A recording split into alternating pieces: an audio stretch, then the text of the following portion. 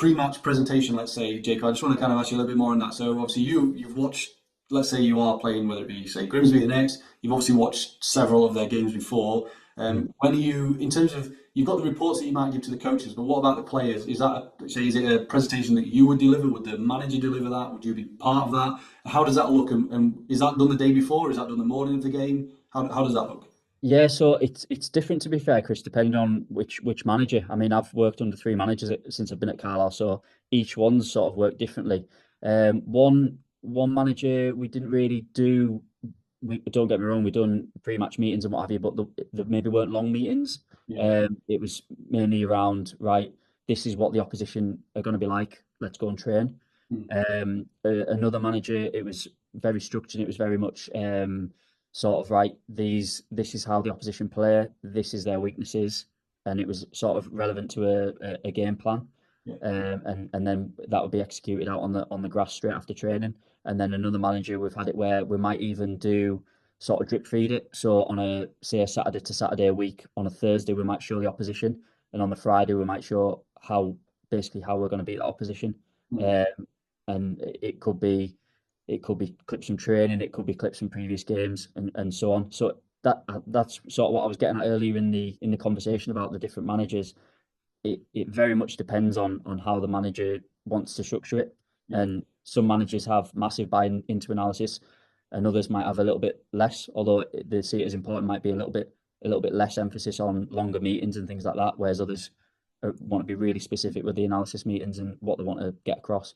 Yeah, no, that's important. Like for you to be adaptable. There's no good if a new manager comes in and you're just like, no, this is how we do it. Like you've got to be open to do how he works and how they work, and obviously all the different coaches as well. So yeah, that's definitely interesting. So in terms of then the travel, I think it was before we started recording, Jacob. Obviously the first team's got a game tomorrow. They're away at Shrewsbury. So obviously that's a decent trek down to Shrewsbury from where you are. So what did them long away days look like for you as the first team analyst? Obviously, I'm sure you're not, Carlisle's probably not a club that you're flying around everywhere, so you are on the coaches. So Yeah, yeah. what did it look like, and because obviously it's a lot of time, like giving up. Like if you're playing on Saturday, obviously you've said they're setting off Friday afternoon, get to the hotel. What are you doing when you get to the hotel, like, and how does the whole kind of experience, basically look like? Yeah, again, it probably depends on what the week looks like. If it's a Saturday, Tuesday, Saturday a week, Mm. chances are I'm probably doing a lot of coding on in the travelling time. You're on the bus coding games just to Mm. make sure you're on top of everything. It might be that I'm doing bits of a report, for example, on the coach or whatever. But as you can imagine, Carlisle's quite out the way, so there was quite a lot of time in terms of travelling. Mm. So a lot of probably over half of the trips were overnight trips. So you had plenty of time to sort of do those things that you needed to do. Mm. Like you said there, we don't really fly or anything like that. I think we've done it once in the time I was analyst. We flew to Exeter once, Yeah. and the rest of the time was all by coach. So those times on the coach were probably as if I was in the office really a lot of the time. You'd be watching games back. You might be watching players on Y Scout for recruitment purposes, or doing reports, or even looking at the sort of the unit videos that we do. We give the lads clips on opposition players and what they're likely to come up against. So doing things like that, or set piece videos.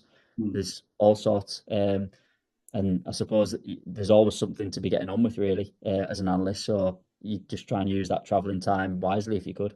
Yeah, definitely. In terms of then set pieces, I presume like that you spend a lot of time on them as well. So, what did that look like? Was that part of the pre-match presentation? Was that a separate thing that you do with the players? Like, how did you deliver the pre-match stuff? Sorry, the set piece stuff to the team. Yeah, but we've done it in different ways, to be fair, over the time. So sometimes we do sort of specific set piece meetings if we felt it was relevant. It might be that um, perhaps teams were poor on defending set play, so we felt that it was important that we highlighted that in meetings. So we might just show that as a category in how we might win the game in meetings, or it could be that we need to work a little bit on defensive set plays. So we might talk through and show some examples of set plays that we've not defended well. Or going back onto if it's a team that might be vulnerable on set plays. I've done it before where we've done sort of a loop on in the changing room where Yeah. we just basically show chances that the opposition have conceded from set plays, Mm. and then maybe even show some examples ourselves of where we've cause a threat on set plays for a bit of inspiration as well. So different ways of delivering it. I think I don't think there's any right or wrong way of doing it really. I suppose sometimes you do one thing for a certain period of time and it becomes the norm. So you might need to change it just so it's something fresh for the lads. So yeah.